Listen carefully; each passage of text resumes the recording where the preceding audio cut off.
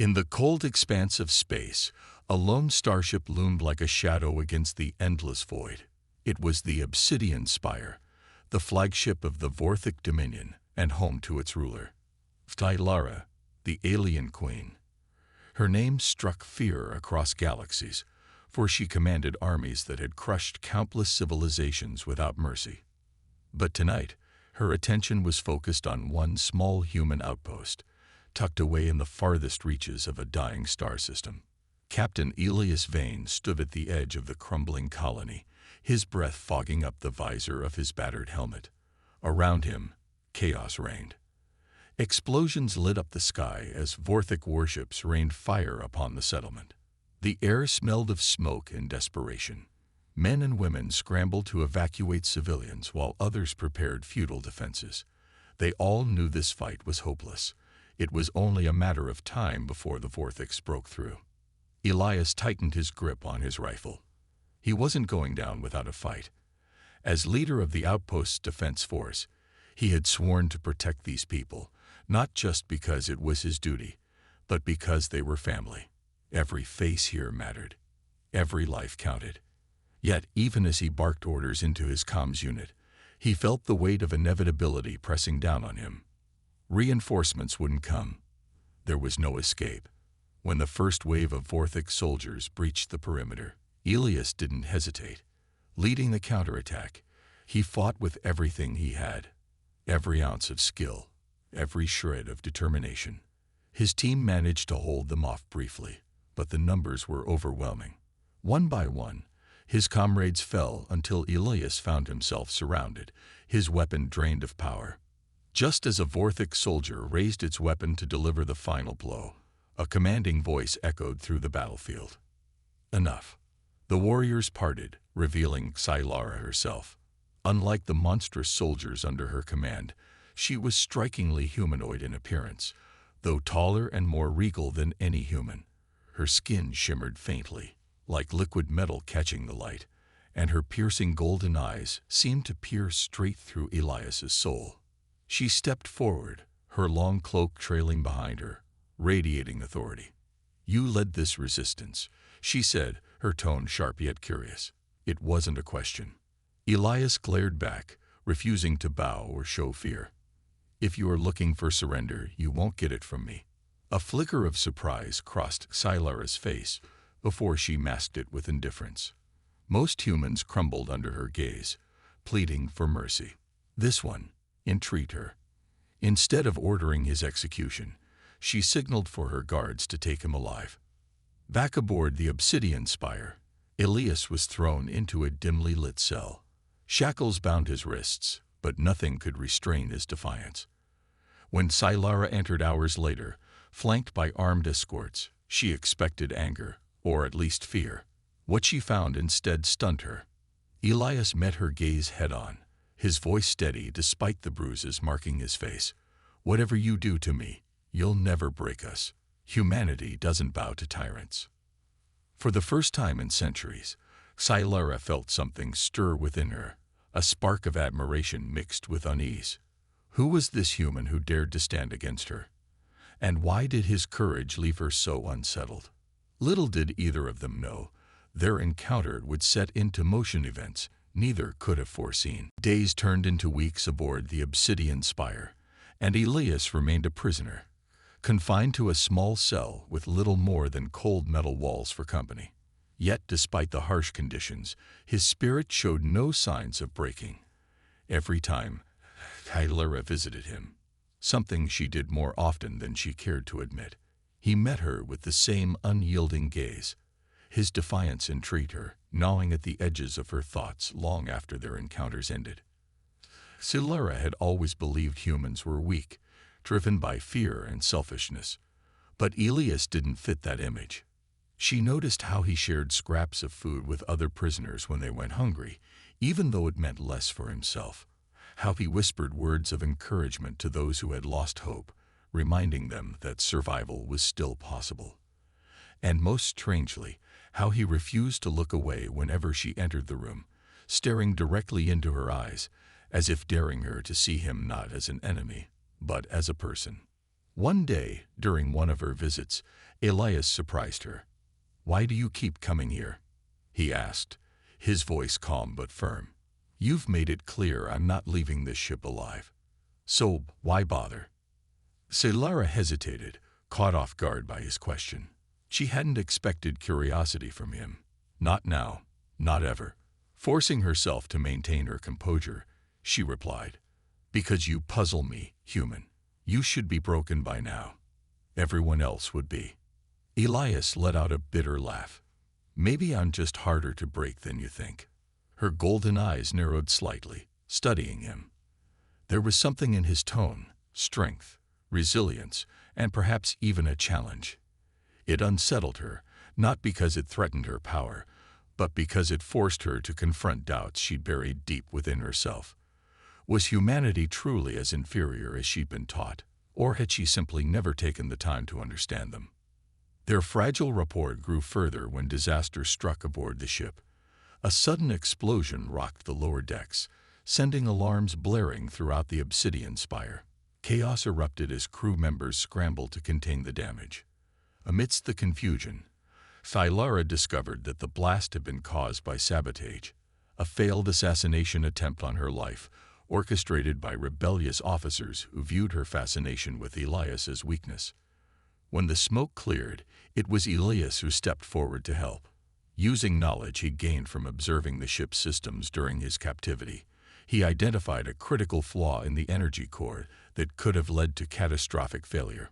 With seconds to spare, he guided Solara and her engineers through stabilizing the system, averting disaster. Afterward, standing amidst the wreckage, Solara stared at Elias in silence. Her expression was unreadable, but her voice carried a rare note of gratitude. "You saved my life," she said finally. "Why?" Elias shrugged, his face grimy with soot but his eyes steady.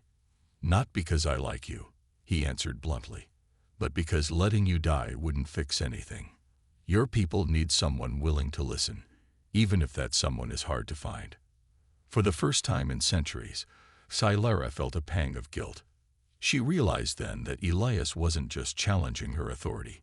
He was forcing her to question everything she thought she knew about leadership, loyalty, and humanity itself. As a gesture of thanks, and perhaps out of growing respect, she granted him limited freedom, allowing him access to certain parts of the ship under heavy supervision. It was a risky decision, one that drew disapproving murmurs from her advisors. But Solara ignored them. Whether she liked it or not, Elias had become someone she couldn't ignore. And so their uneasy alliance began, a fragile thread of understanding stretched taut between captor and captive, ruler and rebel. Neither knew where it would lead, but both sensed that their fates were now intertwined in ways neither could yet comprehend. Part 3. Seeds of Doubt. With his newfound limited freedom, Elias began to move cautiously through the corridors of the obsidian spire. Though still under constant surveillance by Vorthic guards, he used every opportunity to observe the inner workings of the ship and its queen. Solara had allowed him access to certain areas, claiming it was for practical purposes, but deep down, she knew her decision stemmed from curiosity. She wanted to understand this human who defied all her expectations. Elias noticed things others might have overlooked. He saw how Solara carried herself with an air of authority that commanded respect, yet there were moments when her golden eyes betrayed a flicker of weariness. Late at night, when most of the crew was asleep, he caught glimpses of her staring out into the vastness of space, her expression distant and troubled. It made him wonder, what burden did she carry beneath her regal exterior? Their conversations grew more frequent, often starting as terse exchanges, but evolving into something deeper. One evening, while walking through a quiet observation deck overlooking the sea of stars, Solara surprised him by speaking openly about her past. "I didn't choose this throne," she admitted, her voice softer than usual. "It was thrust upon me after my predecessor fell in battle. I took it because I believed I could protect my people better than anyone else." Elias listened intently, sensing the weight behind her words. "But does protecting them mean destroying everyone else?" he asked carefully, avoiding provocation. Silara hesitated before answering. "War is survival, Elias. The universe is cruel, and only the strong endure. That's what I've always been taught." He shook his head slightly.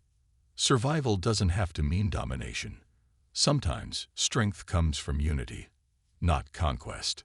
His words lingered in the air between them, planting seeds of doubt in Silara's mind. For years, she had justified her actions as necessary evils, sacrifices required to secure the future of her species.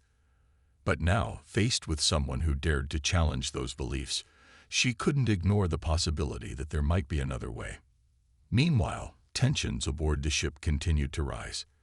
News of Silara's growing tolerance toward Elias spread quickly among the crew, fueling resentment among those who viewed humans as nothing more than vermin.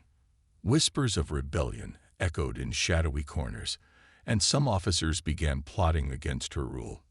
One day, while accompanying Silara during an inspection of engineering systems, Elias overheard two senior commanders arguing heatedly. They accused their queen of weakness, claiming her fascination with humanity would lead to the downfall of the Vorthic Dominion. Their voices carried anger and betrayal, and Elias realized just how precarious Silara's position truly was. Later that night, he confronted her about it. "You know they're planning something, don't you?" he said bluntly. "Your own people are turning on you." Silara sighed, her shoulders slumping ever so slightly. A rare display of vulnerability. "Yes, I know," she admitted, "but I can't let fear dictate my decisions. If change is needed, then I must face the consequences." Elias studied her for a moment, seeing both the resolve and uncertainty in her eyes. Despite everything, he felt a grudging respect for her courage. "Then maybe it's time we stopped fighting each other and started working together," he suggested. "If your enemies see us united, they'll think twice before acting." Silara considered his words carefully. Trusting a human went against everything she'd ever known. But deep down, she understood that Elias offered something no one else could. Perspective. Slowly, reluctantly, she nodded. "Very well," she said. "Let's see where this path takes us." As they stood side by side, gazing out at the stars, neither could predict the storm brewing within the Dominion, or how their fragile alliance would soon be tested like never before. Part 4. Betrayal within the ranks. The tension aboard the Obsidian Spire reached a boiling point sooner than either Elias or Silara anticipated. Late one night, as the ship drifted silently through the void of space, a group of high-ranking officers launched their coup. Armed with weapons and reinforced by loyal soldiers, they stormed the throne room where Silara was meeting with her advisors. The sound of blaster fire echoed through the corridors, sending panic rippling across the ship. Elias, who had been working in a nearby engineering bay under supervision, heard the commotion and immediately understood what was happening. His guards abandoned their posts to join the chaos, leaving him momentarily unattended. Instead of fleeing, however, Elias made his way toward the throne room. He knew Silara would need help, whether she wanted it or not. By the time he arrived, the scene was grim. Bodies littered the floor, both Vorthic and human prisoners caught in the crossfire. Silara stood at the center, cornered but defiant, her cloak torn and stained with blood. Not hers, but that of those who had tried to protect her. Surrounding her were traitorous commanders, their faces twisted with hatred and ambition. "You've grown soft, my queen," sneered Commander Vrax, the leader of the rebellion. "Fraternizing with humans, questioning our ways. It's no wonder your people have lost faith in you." Silara's golden eyes burned with fury, but she remained silent, calculating her next move. Before she could act, Elias stepped into view, his hands raised in surrender. "Let her go," he said firmly, drawing everyone's attention. "If you want someone to blame for her weakness, take me instead." Vrax smirked cruelly. "Ah, the human pet. How noble of you to offer yourself. He turned to his men. "Take them both. Let's see how long their alliance lasts in chains." Bound together, Elias and Sci-Lara were thrown into a holding cell deep within the bowels of the ship. For hours they sat in silence, listening to the distant sounds of celebration as the rebels consolidated power. It wasn't until later that Sci-Lara finally spoke. "I never expected this," she admitted quietly, her voice heavy with regret. "I thought I could change things, unite us. But now, because of me, everything is falling apart." Elias glanced at her, surprised by the vulnerability in her tone. "You're not the only one who believed in change," he replied.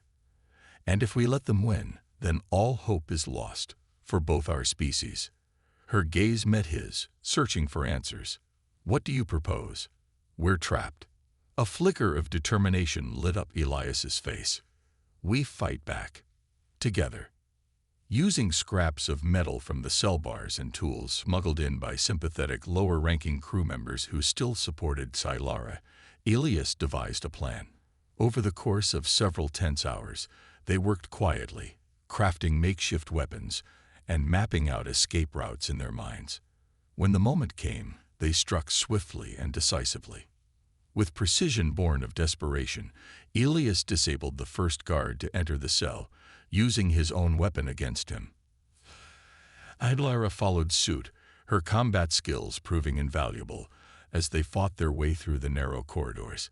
Each step brought them closer to freedom, and closer to reclaiming control of the ship. As they navigated treacherous passageways filled with hostile forces, Sci-Lara found herself reflecting on Elias's courage. Here was a man who had every reason to despise her, yet he risked his life to save hers. In doing so, he reminded her of something she'd almost forgotten. True strength lay not in domination, but in unity. Finally, after what felt like an eternity, they reached the bridge.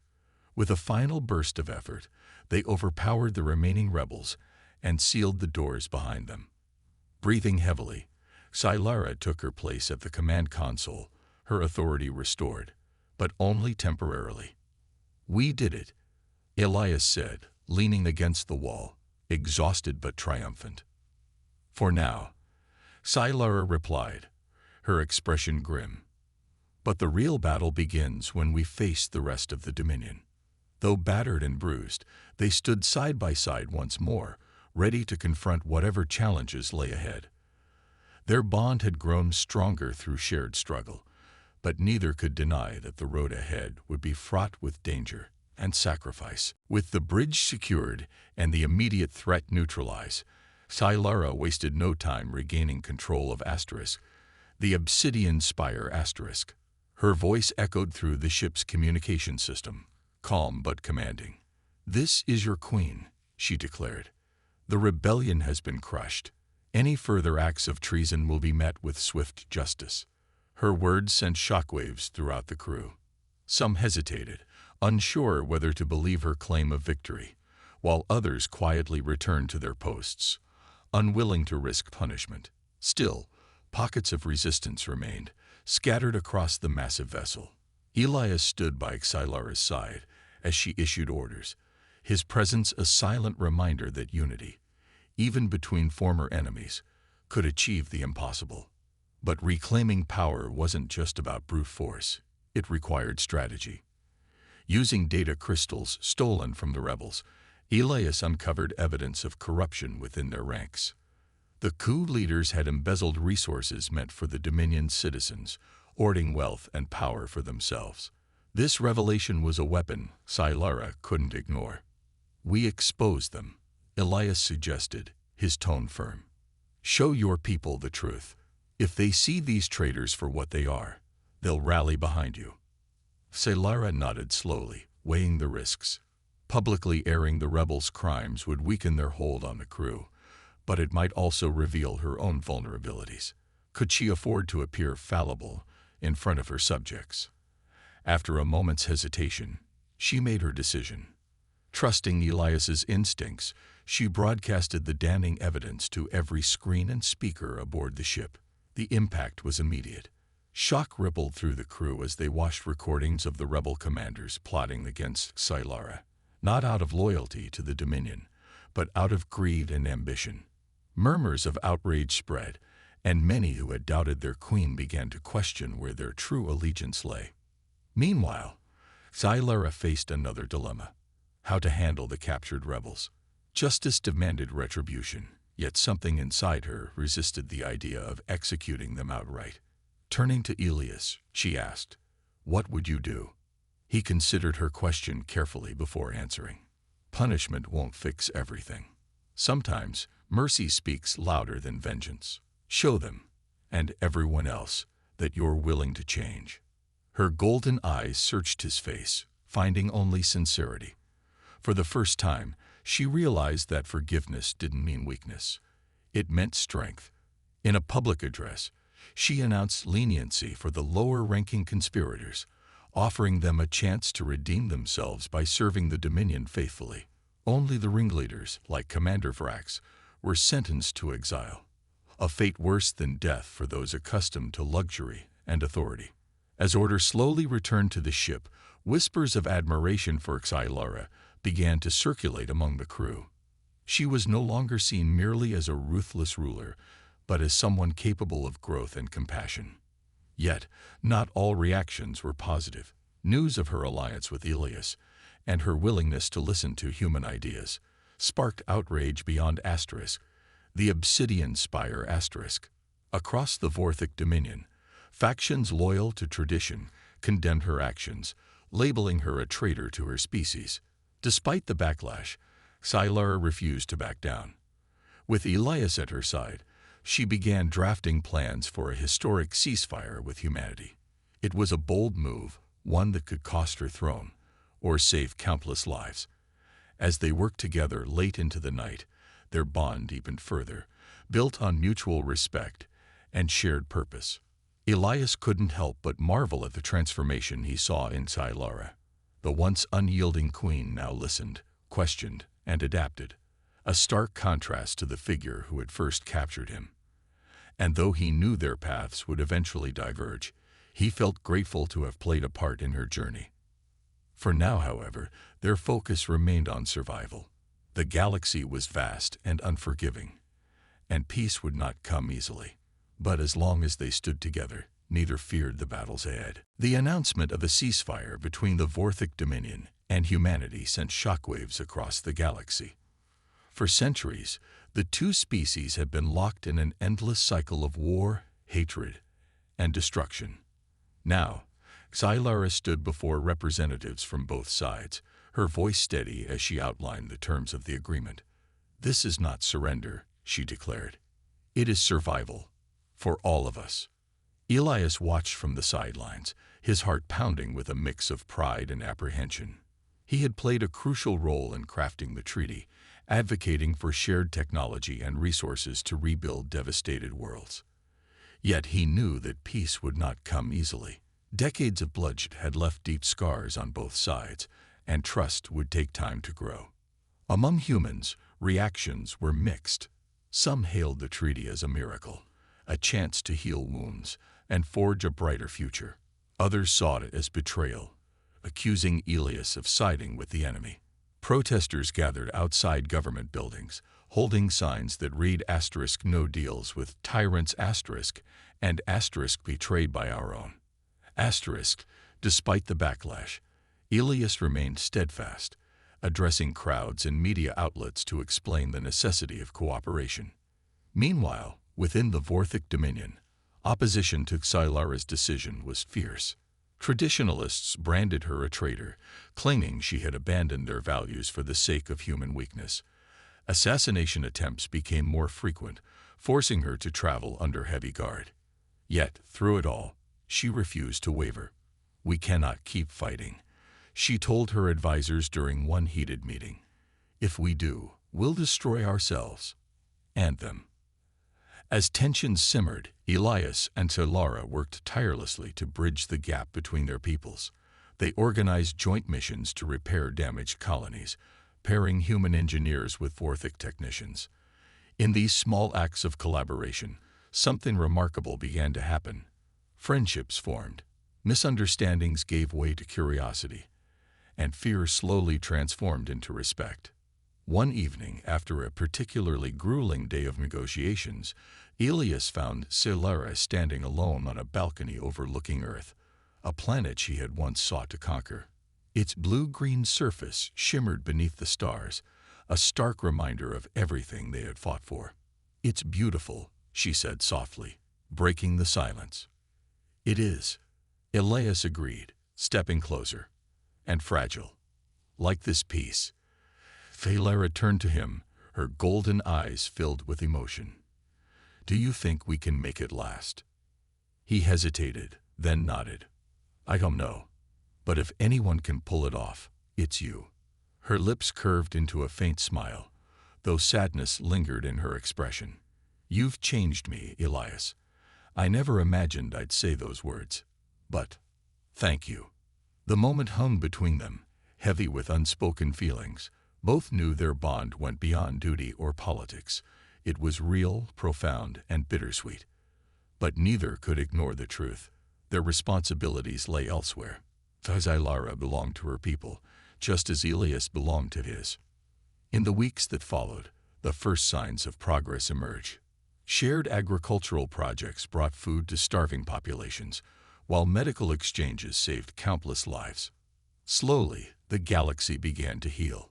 Yet, even as hope took root, Elias and Solara prepared for the inevitable separation. Their final days together were quiet, filled with long conversations and stolen glances. On their last night aboard Asterisk, the Obsidian Spire Asterisk, Solara handed him a small data crystal containing recordings of their journey, a keepsake for when their paths diverge. "I'll never forget what we've done here," Elias said, his voice thick with emotion. "Nor will I," she replied, her gaze unwavering. "Go home, Elias. Be the leader your people need." As the shuttle carrying him back to Earth launched into the sky, Elias looked out the window, watching Asterisk, the Obsidian Spire Asterisk, fade into the distance. Though their story was ending, he knew its impact would endure, a testament to courage, understanding, and the power of unity. Peace was fragile, but it was theirs. And for now, that was enough. Years passed, and the fragile peace between humanity and the Vorthic Dominion grew stronger with each passing day. What had begun as a tentative truce evolved into an unprecedented alliance, built on shared goals and mutual respect. Under Xylara's leadership, the Dominion embraced reforms that prioritized cooperation over conquest. She became known not as a tyrant, but as a visionary, a queen who dared to dream of a better future for her people.